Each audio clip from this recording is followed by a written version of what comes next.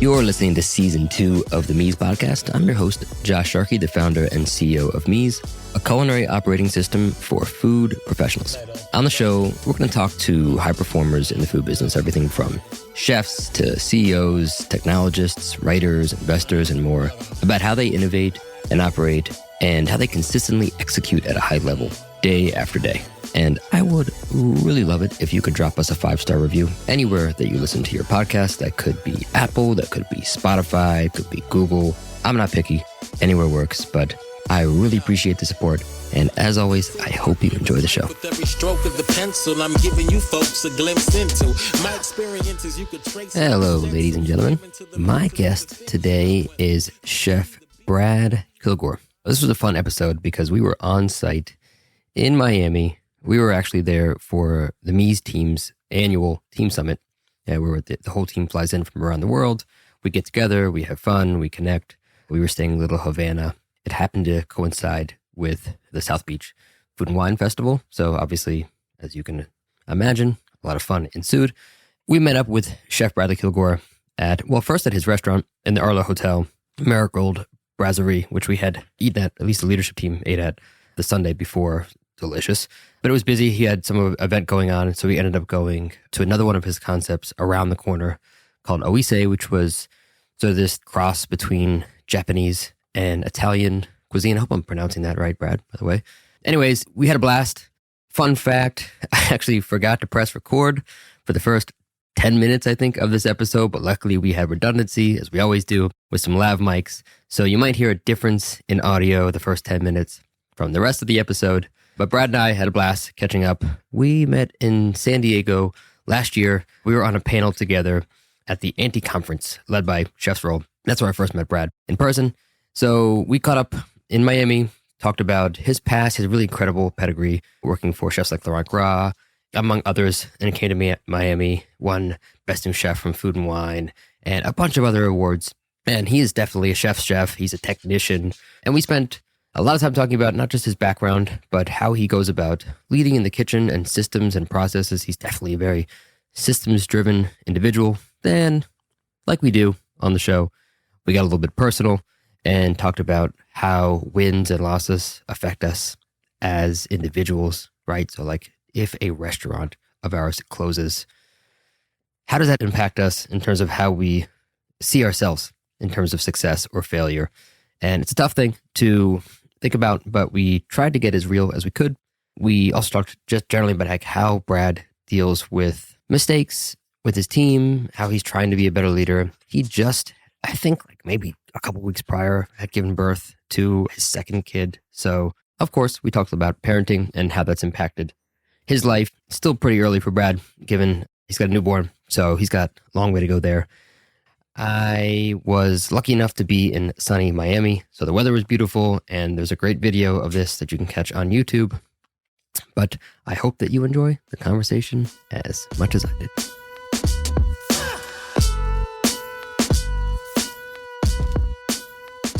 Brad Kilgore. How we doing? Welcome to the damn show. Thank you. We don't know each other that well. Yes. Although I met you in San Diego, I think we were sitting on a panel near each other. Yes, that's right. Yeah. That's right. I forgot about that. Yeah, we were at a panel together at the ChefCon conference, Anti-Con. The anti-convention. The anti-convention. I think they did a great job. By the way. Yeah, they crushed it. I love those guys. We do a lot of work with them. But anyways, for myself and for the audience, I know some of your background because we researched, but I didn't hear from you. So maybe just a little bit of like, you know, where you come from. And also, if you don't mind, we're sitting in one of your restaurants now, but just a general landscape of like, here's all the projects that you have right now. Yeah. So Brad Kilgore is my name, originally from Kansas City, Kansas side. Grew up pretty blue collar Midwest family. Started working in a diner at 10 years old. It was Christmas break, 6th grade. So my best friend's older brother got a job there, and we always did whatever he did. And steamrolled into, I just kept working in kitchens. So 37, I've been working in kitchens for 27 years at this point, and made my way up all the way from McDonald's to Little Caesars to 3-star Michelin chefs. And now I landed in Miami about a dozen years ago at this point, via Chicago previously. So I learned how you came to Miami, but maybe just what are the current projects you have live? You had a bunch of other restaurants as well, right. but right now, what's Sure.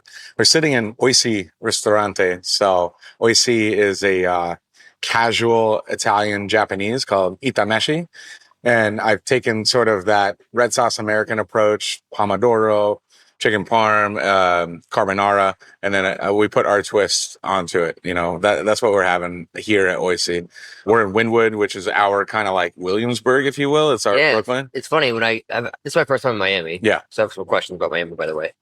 But when I got to Wynwood, I was like, this feels like Williamsburg 20 years ago. Yeah. I mean, nicer. But the vibe and the buildings, all the art. Right. All these buildings are newer rehabbed, not just like from the 20s or even older, right? Yeah. So I've had businesses in Wynwood now almost 10 years going back. I had a restaurant called Altar here. That was my flagship for a long time. Now I have a brasserie called Marigolds. So we kind of wanted to be that flower bursting out of the concrete jungle, which is Wynwood, which is, city life. And it's sort of a modern take on a brasserie. I try to tell people the food is recognizable, but still new. I have a couple questions about Miami because it's the first time I've ever been here. Just one to start. What's up with the chickens? Oh, the chickens and the roosters. It's a Cuban thing. So Cubans in general, maybe it's also Dominican. I'm not going to get into exactly who it is, but it's known to be sort of coming out of Little Havana, which is right over the river here. And people, they have a chicken coop, and I think sometimes one gets away. And then like these little gangs start, and there's like a big rooster. And I mean, you don't try to pet them. Yeah, for sure. Don't worry about eating them. Just come by for dinner. I got you. You find the eggs around? I don't know. I just drive by, maybe a little bit faster. Yeah, it's a thing though. It really is. Yeah, I mean they're everywhere. They're like wild. They're feral chickens. Yeah. Well, I was going hungry. I've gotten a lot of questions over the years, never about the chickens. I like that. Yeah, it's my first time here. Right. I'm old. I'm 43, and I've never seen much of wild chickens running around. I mean, not in this country. Yeah, this is the capital of Latin America, right? Yeah. North America starts at Broward County line. Huh. Yeah, I love it though. It's a whole other world. Yeah, it's which is I think highly attractive. Like it's its own has its own community, has its own way of doing things, saying things, ethos, and it's growing rapidly. Yeah. I'm curious, how you think about the area that you're in this case, Miami, and how that affects how you grow as a chef, as an artist, as an artisan. Do you feel like you are growing in a certain direction, in a certain way, because of the environment, that you're in here? Because it's obviously there's a certain cuisine, certain type of chefs. Would you be a different chef today if you didn't move to Miami and you stayed in Chicago?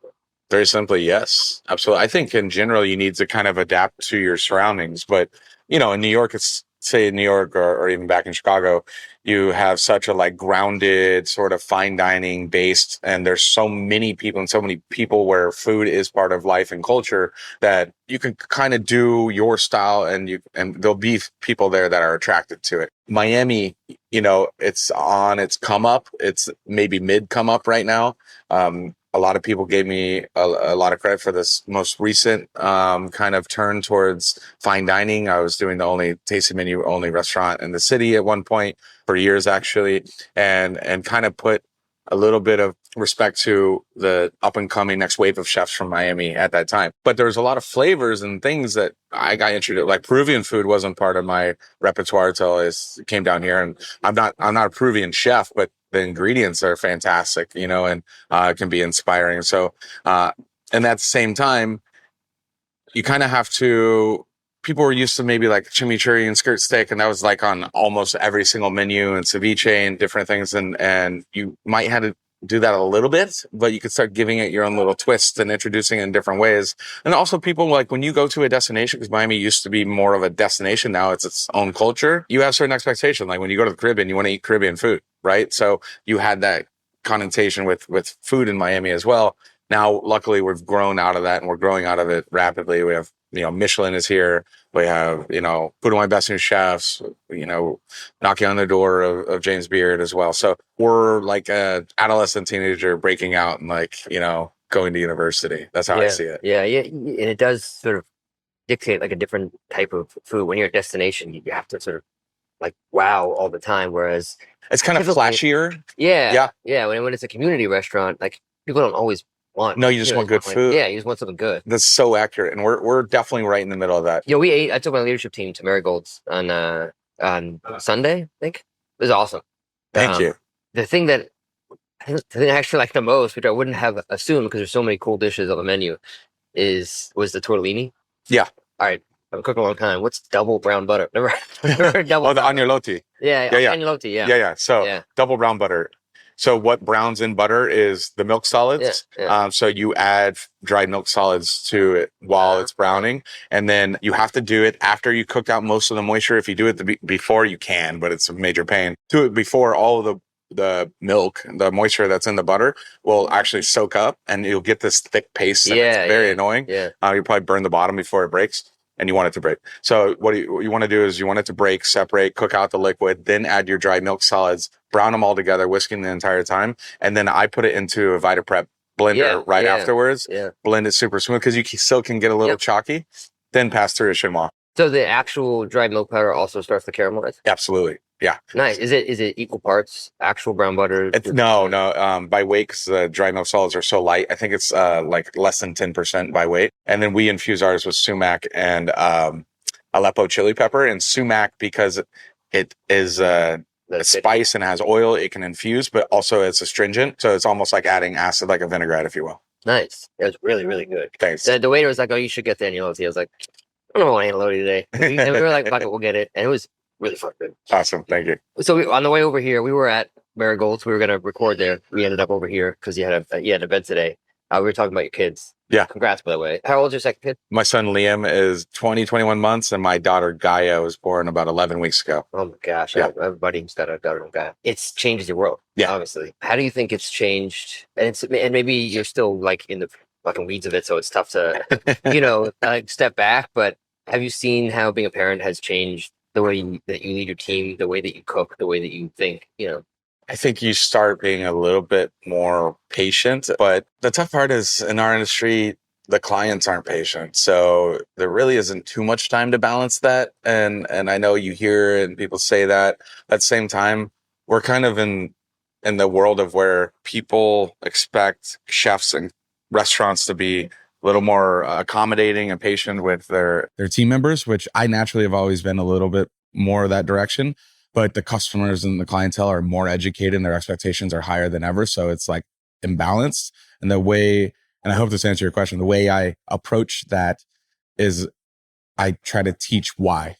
If you teach someone why you ask them to do like this very annoying, nuanced technique, then they'll go, oh, that's why I have to do that thing. It takes me like 30%, 50% longer because that's the end result. So I take the extra time in the front to teach them where my mind is when I created that. I was doing it right before this meeting. I was cutting chickens. I mean, I'm 25 years in, I'm still teaching people how to cut chickens, I don't think it'll ever end, because I have a particular way of doing it. And this guy, he's been cooking for 15 years. His eyes just open like this. And now he's excited to do that. Yeah. Do you find that you get more patience now because you have the kids? With my kids. With your staff? Does it carry over to the staff? I think I'm too early into it because they're just now hitting toddler. Like they've just been babies. Like, of course they're babies. So they're the cutest thing in the world. They have all my patience. Yeah. No, that's true. I guess that maybe I'm just not there yet to where my son's on the age of like right now, he'll pull things off the shelf and it's still cute though, Yeah. No, you're still in the, a little early, maybe in the thick of it, but that's probably the biggest thing other than time management. What was your experience with that? I mean, the biggest thing is just you realize that adults are kids. Like everybody is just like has the right intent and they're, that 99.9% of people in the world are good and just do dumb things. Yeah. Your kids start to do really dumb things and you don't, you're not. And dumb for our society, not necessarily in their head, right? No, they're just exploring and they're just testing things out. But like, it's so easy to get mad and say, but you don't. You're like, oh my, you how would they know? They right? don't know. And then you realize like, oh, wait a second, especially because they don't even know how to express their emotions. which, by the way, neither do we most of the time. That's why we go to therapy to figure out how we can say, what we're thinking. And I started to realize that everybody, when they're upset or they're doing something that bothers me or that I was, that is a mistake, I'm like, I wonder what's going on with them right now. I didn't used to think that, because like, it was just very binary. It's like, okay, you screwed up. What the fuck? And now I'm like, did you have a bad day today? Like, did something happen with your wife or your boyfriend or girlfriend or, Now you're looking for the root. Yeah. Right? Yeah. It kind of goes back to what I was saying, the why. Yeah, absolutely. What is the roots of the situation? Yeah, it's same for problem solving as it is for food prep. It's going back to how did this series of decisions get made in order for us to, come to this intersection of, an issue in the restaurant, whether it be food prep or operations. To me, before I get upset, I absolutely go down that like investigative route because I want to solve it so it doesn't happen again. If somebody's, purposefully doing things to bother someone else or hurt someone else or hurt the operation, that's where I'll get upset. But in general, there's usually just a mistake being made because humans make mistakes. We all do. I do.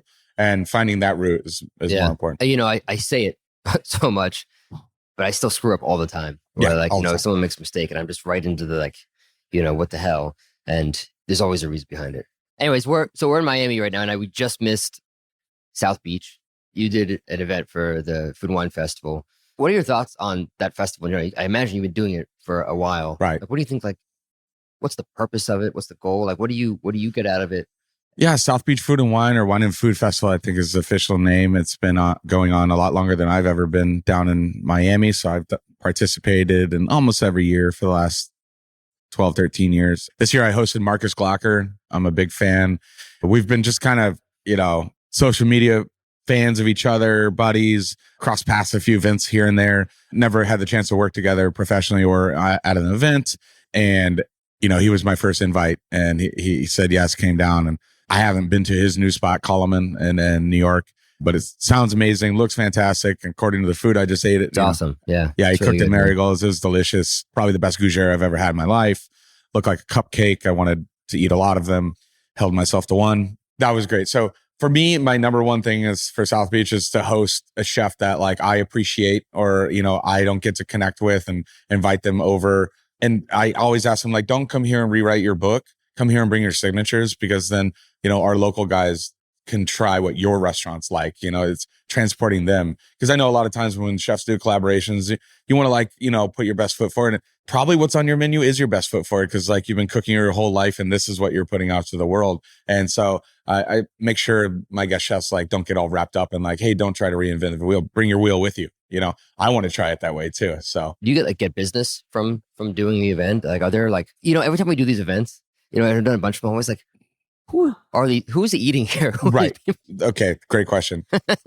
I don't know if there's any traceable revenue that comes from any event I've ever done. Recently, I've been we have like, cards, come get a free this cocktail discount or something like, marketing, putting different colored dots on them to see if we can track where they come from. And every market, especially in booming ones like Miami, it's just highly competitive. And it's not necessarily competitive on quality of product. It's placement, it's recognition, it's marketing, it's social media. It's well beyond, is the food good on the plate? It's so far beyond that these days. So Oisi, I opened up this restaurant. I texted 120 people. That's it. That's how we opened it. And then we opened a couple of days later. And within 10 or less services, I didn't know anyone in the dining room.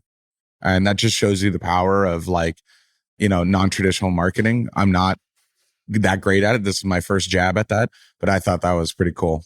Yeah. Yeah, it is cool. Well, you're probably gonna need a lot more now that you started this other company that I just learned about recently, this Pizza Freak. Yeah. You talk about what is it, how did it come to be? And also let's just talk about frozen pizza in general. Correct. Yeah, we can go on and on. So this is a several year old side project, kind of late pandemic project, whatever you want to label it. But in general, my good friend and now business partner, Matt McKinney, based out of Philadelphia, he's an equipment guy. That's how we know him. He reps like high end chef equipment, foodie, sciencey stuff I'd nerd out on. Like circulators and things? Circulators, cryovac machines, blast chillers, combi ovens, dry agers.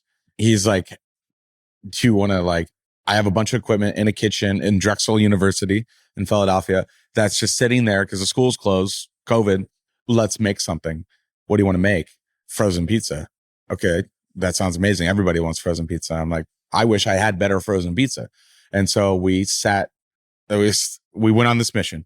So I was emailing recipes based on percentages and my knowledge and Google Sheets and sharing, getting feedback, getting shipped pies and blanks and breads 900 miles down to Miami. Does it last? Doesn't make it. I've had some in the freezer for months and different things. And it started working and that was good. And it's kind of grandma style Detroit, if you will, as in it's rectangular and it's not Neapolitan, but it's called Pizza Freak Co. If you say it quickly, Pizza Frico. Frico is that crispy, cheesy edge around the outside. Well, we brought on Chef Brad Daniels, amazing chef. He has Tricini, just an Ambler outside of Philly, a veteran guy for 10, 15 years. And he was helping us produce the recipes. Well, one, he's crazy talented and we all just got along great. We're partners. All three of us are just partners now in this. I haven't even done a real campaigning post or anything. We're in 6 grocery stores outside Philadelphia. We've got a couple really big contracts. And this is what I think is cool. It's great for your audience is that it's a restaurant quality product and it has 0% labor. You pull it out of the freezer, you put it in the oven, you have a cheese pizza that you can sell for $30. So with everyone's costs being high right now, labor, but then the client doesn't really want to spend any more money. You're kind of riding this margin edge. Here comes Mies, right? Helping you find that margin, right? The reaction we're getting from operators, it's well beyond sort of the household product thing, right? So I also heard it's really fucking good. It's really good. But you can order why? Pizzafrico.com. What is it about most frozen pizza? Usually you get a frozen pizza. I haven't thought about this, but okay. It's either kind of not doughy and dry, but also chewy, or the cheese is dried out. Or, there's a lot of reasons why it goes wrong, but what has to go right? We've studied this immensely. And okay, so there's a couple different types of frozen pizzas. When you're doing mass production pizza or bread dough, you need it to go through a machine to get stretched out and stamped out, and you get your perfect stamp, circle, square, whatever it may be. That's basically a cracker dough. That's like a dry dough that you might throw some chemical-based yeast in it and try to get a little puff out of it. That's dry. That's crap, Then we've all had those pizzas plenty of times. Then you go the other route where there's a famous pizza starts with a D. It's not delivery. So what they try to do is it rises in the oven. If you've ever made bread, it takes all fucking day, and you definitely can't make it in 20 minutes from frozen. Well, they're trying to chemically leaven that through the heating process of the oven. You're going to get that gooey, gross, heavy dough. Yeah, it rose, but it's not good, right? So those are kind of the drastic ends of both. Ours is a super high hydration dough. It's very hard to work with. There's only a couple machines that do it. We do it by hand still. The machine that we want is $3 million. Pizzafrico.com. No, but pizzafrico.com. No, but it's very wet and machines don't work well with wet dough. It's going to stick to the slicer or whatever, the cutter thing, and only Italian doughs get that wet and whatever. So we've gone down, we've been to Italy, we've looked at machines. 80% hydration wet or a little higher. Yeah. Wow. Yeah. That's crazy. Yeah. You get, how do you even work with it? Well, and that's what gives us 72-hour cold fermentation. That's what gives us our loft. And at the same time, we designed patent pending what we call the freak frame, and basically exposes parts of the pizza. So when you bake it directly on your rack, it's crisping it from the top to get the cheesy frico, crisping it, re-crisping it from the bottom because it was crispy when we baked it.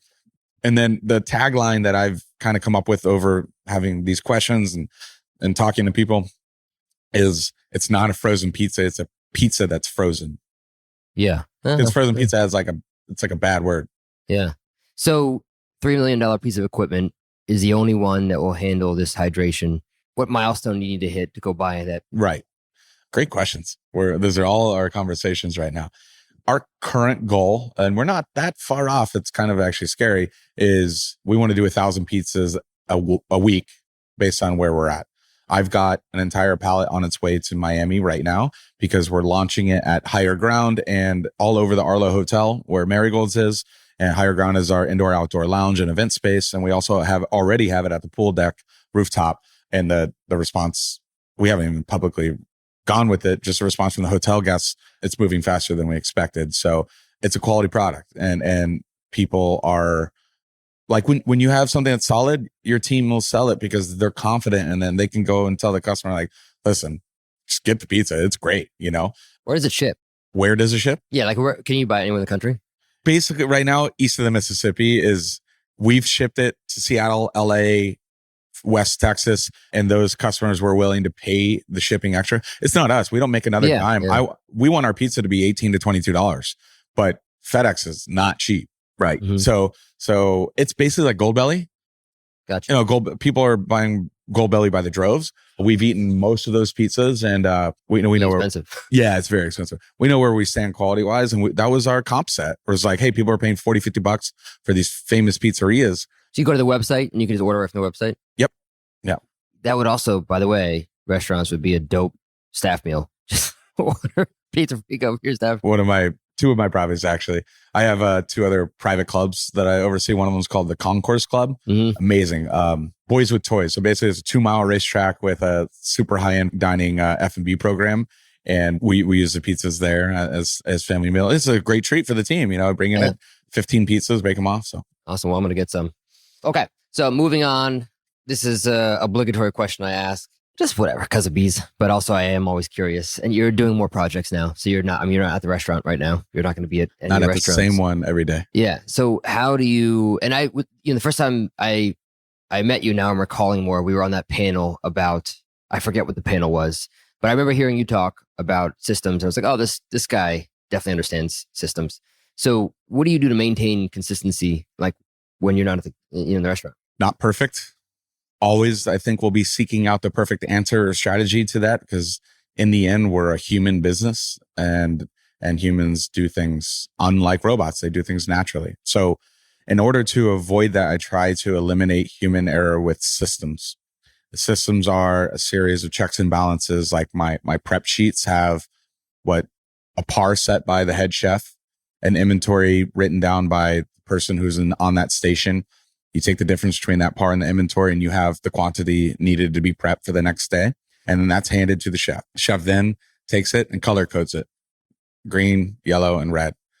Color codes it, hangs it on your station the next day when you come in. And because, some 7-day operation, lunch and dinner, different people working that station the next day. You might not even have an outside relationship. You're not texting with that guy, what have you. Red means do it first. Yellow means do it second. And green means do it third. The color coding kind of gives people, there's a lot of language differences, right? So it's like I have to read in the same language for that to like communicate over. Red is like intense. Like I need to knock off all those reds. It's almost like a mental state. Yellow is a little bit more calming. By the time you get to the green, which is like cutting your chives, you're like, okay, I'm cool. Everyone recognizes those colors. And so that helps with communication of the team. And you can walk around and look at all the clipboards and know where your team is at one way or another. And if you're the sous chef, you can say, man, he's got a lot of reds today. I'm going to bang out a few of his projects before he comes in or she comes in, what have you. Yeah. That's the prep side. This show is brought to you by, you guessed it, Mies. Mies helps thousands of restaurants and food service businesses all over the world build profitable menus and scale their business successfully. If you're looking to organize your recipe IP and train your team to put out consistent product every day in less time than ever before, then Mies is just for you. And you can transform all those old Google Docs and Word docs and PDFs and spreadsheets and Google Sheets into dynamic, actionable recipes in Mies in lightning speed. Plus, stop all that manual work of processing invoices, because Mies will digitize all your purchases automatically. And there's a built-in database of ingredient yields, prep yields, and unit of measure conversions for every ingredient, which means you're going to get laser-accurate food costs in a fraction of the time. Visit www.getmeez.com. That's GETMEEZ.com to learn more. And check out the show notes moving forward, because we're going to be adding promotions and discount codes so that all of you lovely and brilliant Mies podcast listeners get a sweet deal on Mies.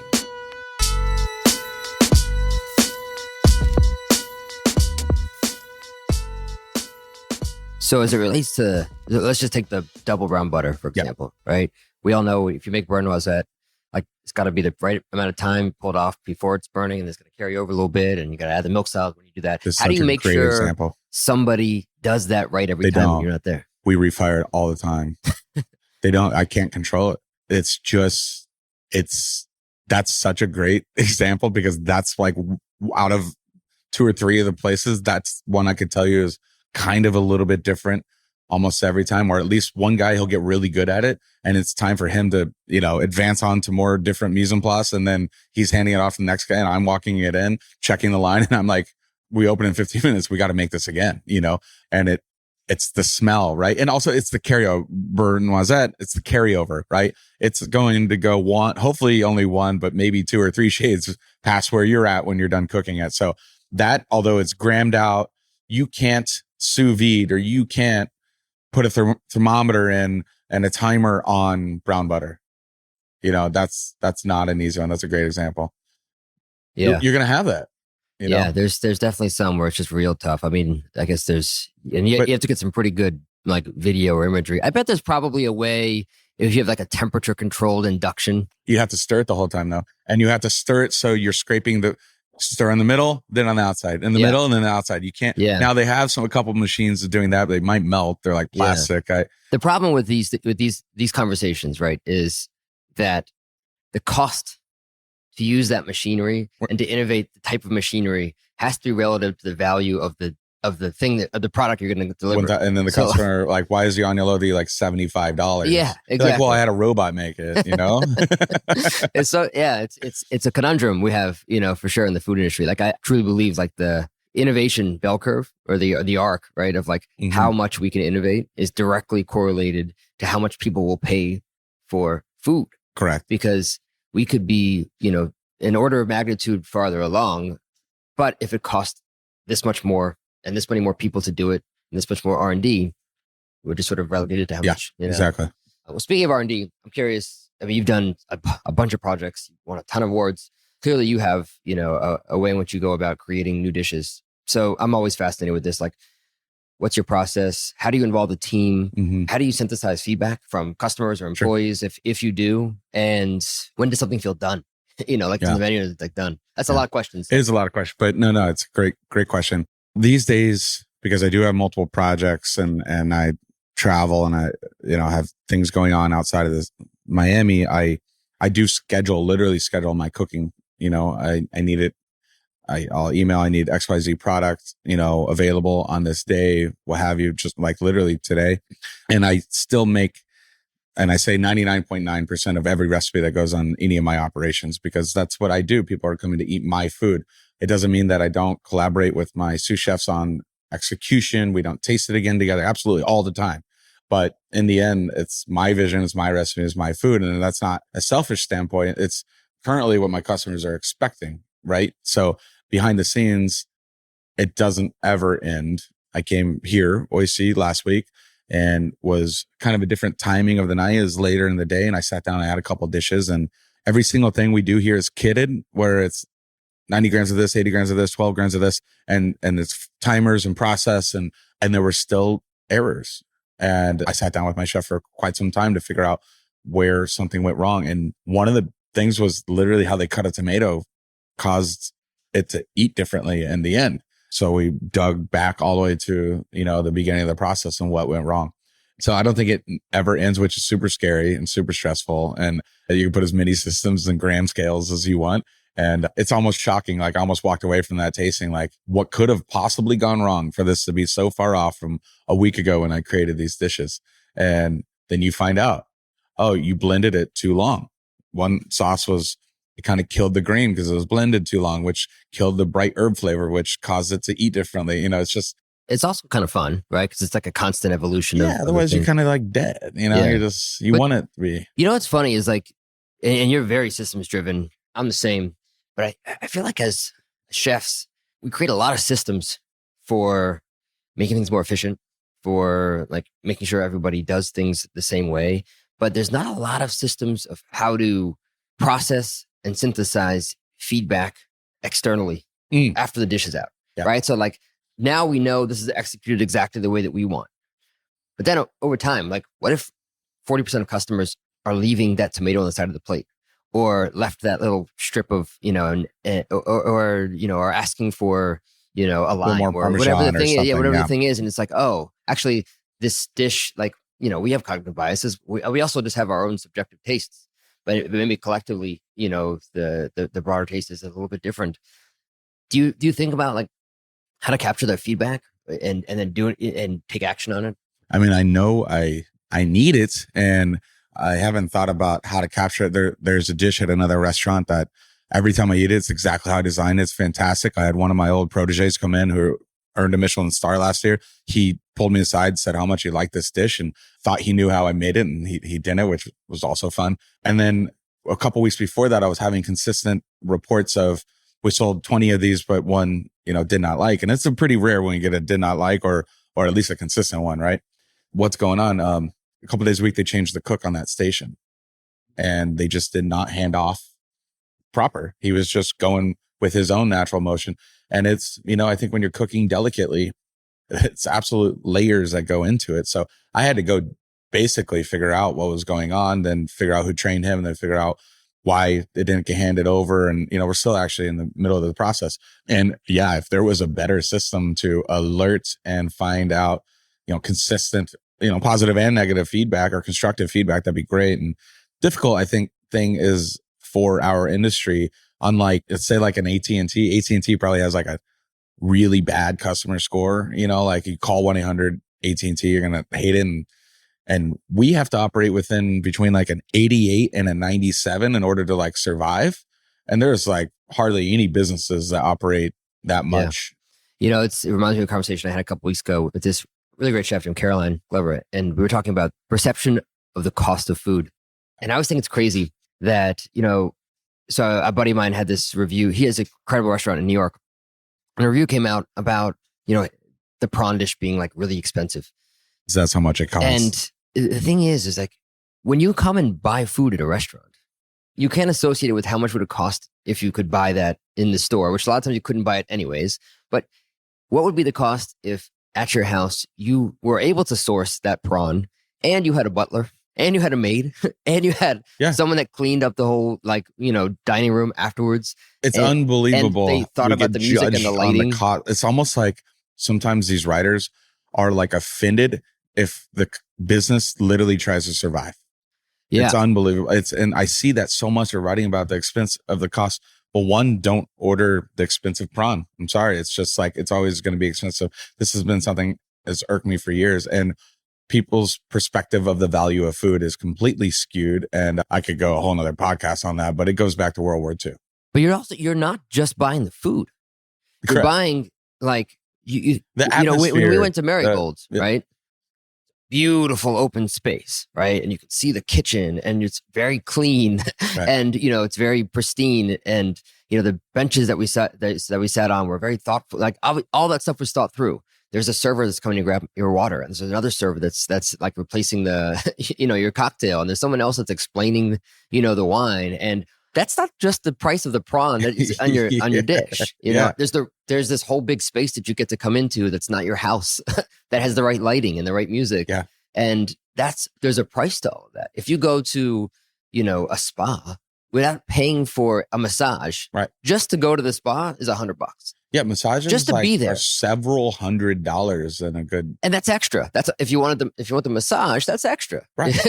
Just for the privilege of being in this place that we made for you, you're paying money. And you want to be at a restaurant probably twice as long as that. Yeah. Yeah. And you get to bring your friends and you get to sit down and people get to wait on you. And it isn't the food is just one of maybe the we many should start doing like shoulder massages. Like, I don't know. Like bring a traveling masseuse it's through the dining room. Poker table and they got, the masseuse behind There's other places too. All right. I'm going to get a little bit deeper here and you don't have to, you can go however you want with this. Okay. I talk to a lot of founders and CEOs and I think about this so much myself. Of like this battle of separating myself personally from my business successes or failures.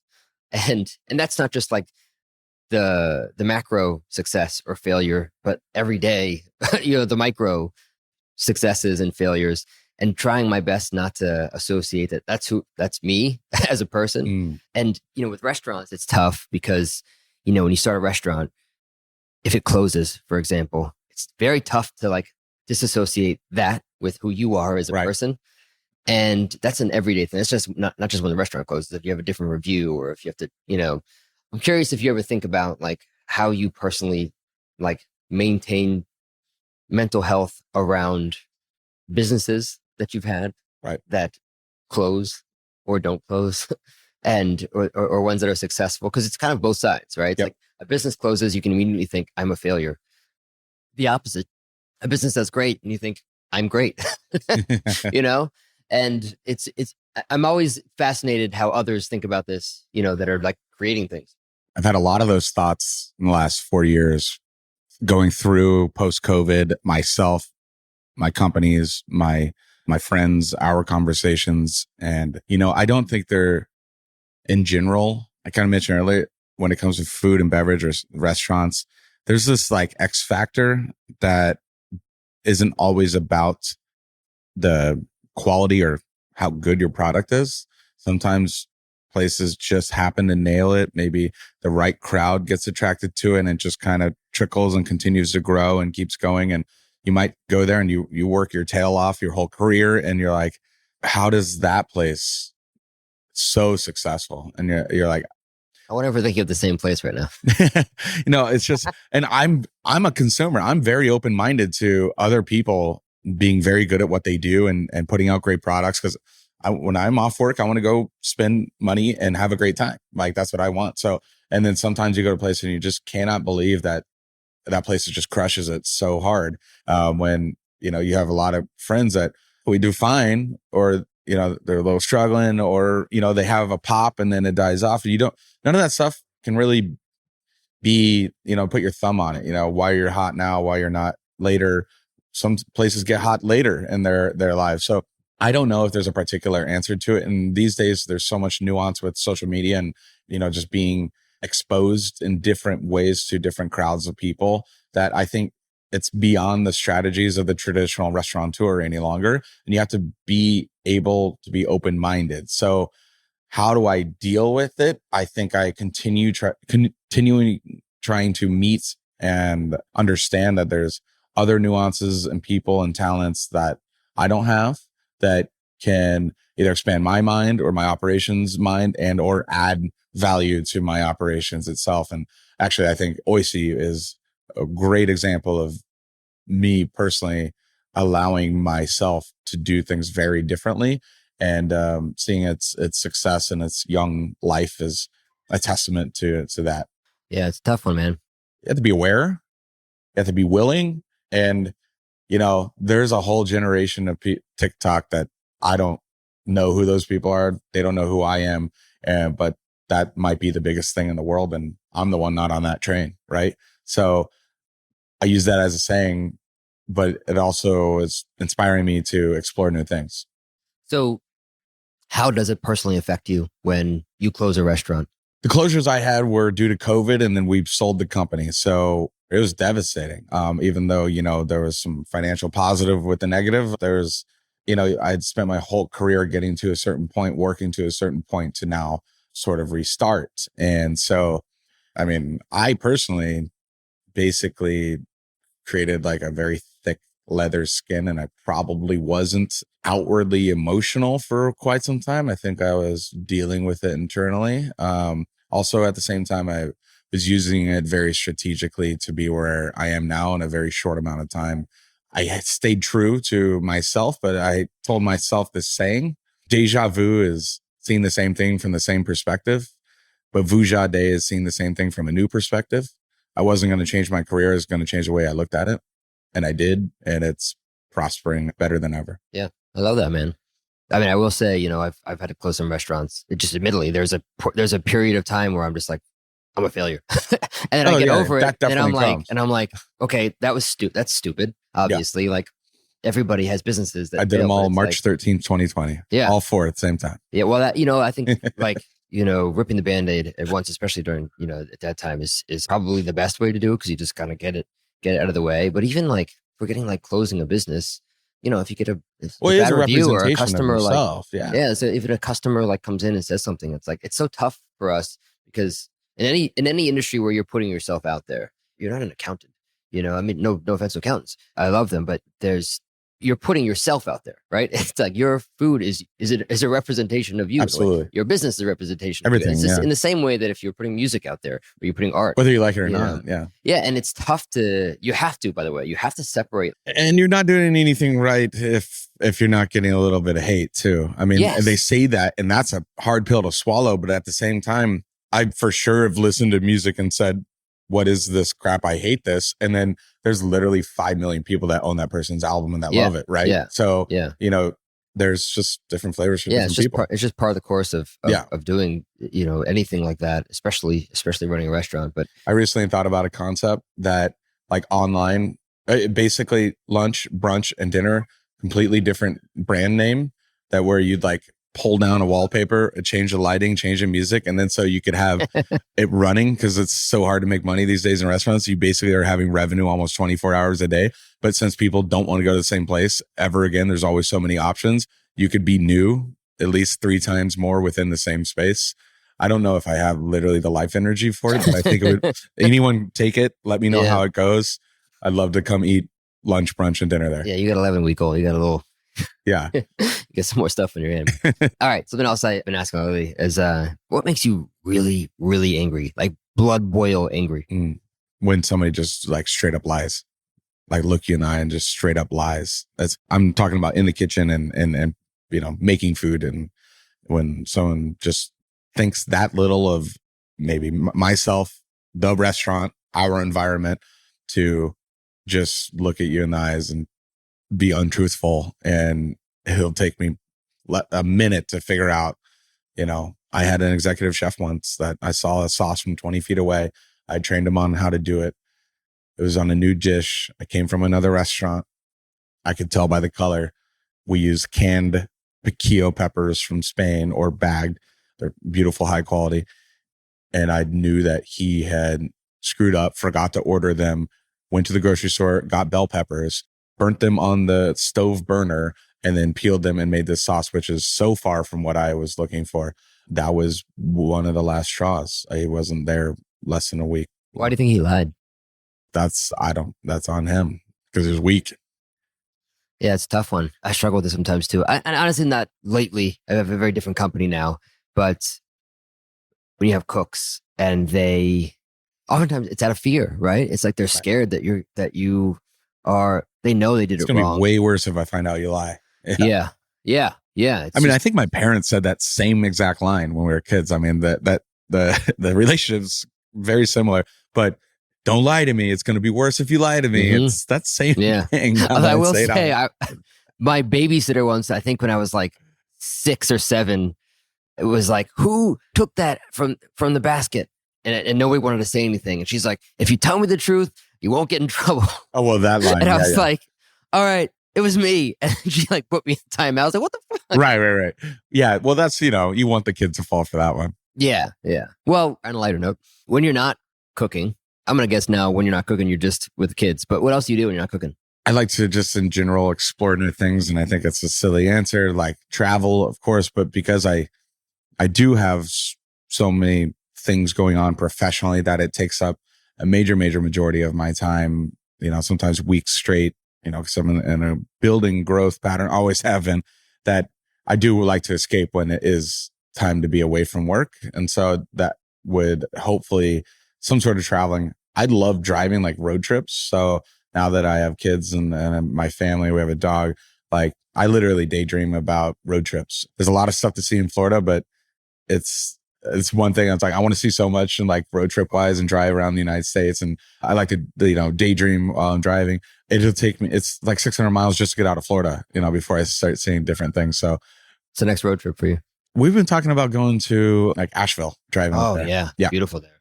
Yeah, it looks gorgeous. Restaurants are supposed to be amazing. Great, like tranquil city town, getting something in the mountains, for a few days and letting the kids run around. And so when you road trip, are you saying like RV type road trip? Or are you saying just hop in the car and? Right. We have a family Tahoe now. So I think we can do that for a little bit. We fill it up. We fill it up all the way for sure. I think I'm hopefully some time away from an RV. It sounds fun. Yeah, my wife and I want to do about like just getting an RV, taking the kids and doing a cross country trip. Correct. Like Like, I wish I had like a bunch of land and I could park an RV and park a boat and park a bunch of toys and. Can you rent? You can rent an RV. Totally. I'm sure it's like $5 or $10 a week. I'm sure it's egregious. Yeah, it may not be worth it. Yeah. First class tickets to Paris or RV to Arizona. Yeah. RV in a trapped in an RV for a week with you. Right. Exactly. Yeah. Is there anything that we didn't talk about, you think, or I didn't ask you that you think we should? I think we lost a little bit of our drive as an industry from COVID. I think we lost some great minds. I think we lost some energy. Used to be kind of in it for the game. It's a little transactional now. So in general, I'm holding on. I'm staying true to, the guiding light that got me here, that got me interested, that got me passionate. I just hope others do as well. The industry is always going to transition, but like, I think we need to get some of our passion back. And, I think that comes with education and whether that means like passing the torch, Yeah. We're in the middle of this transition. I think we will get through the hump. So, stick with us out there, guys. To wrap up that thought, I think what was cool is for a very long time, it was more towards the art side. And the commerce would come. Now, I think it's, to your point, it's sort of like gone the other way. Right. And it's a pendulum. It switches back and forth. It is really tough to balance, man. Like, you can't be straight in the middle. That just doesn't work. You kind of have to be, either deciding to be more transactional. So you're like, more commerce. And that's like a whatever. I mean, it's still good, but that's like a Chipotle or like, that kind of stuff. Yep. Cool. Transactional, fast, still good, but like, and then the other side is just tougher, man, to be like more on the pendulum of art and still be able to have a sustainable business. Correct. It's tougher, but yeah, to your point, it's the only way we keep getting better is that there's more of that. So I know. I think we're in the middle of a bubble, a transition, a change of times, and I think it's going to be worth sticking it out. Yeah. Well, I appreciate folks like you keeping it going. Thanks, man. Anyways, I appreciate it's awesome, this. man. Cheers. Great talk. Yep. Thanks for tuning into the Mies podcast. The music from the show is a remix of the song Art Mirror by an old friend, hip-hop artist, Fresh Daily. For show notes and more, visit getmees.com/podcast. That's GETMEEZ.com/podcast. If you enjoyed the show, I'd love it if you can share it with fellow entrepreneurs and culinary pros and give us a 5-star rating wherever you listen to your podcasts. Keep innovating. Don't settle. Make today a little bit better than yesterday. And remember, it's impossible for us to learn what we think we already know. See you next time.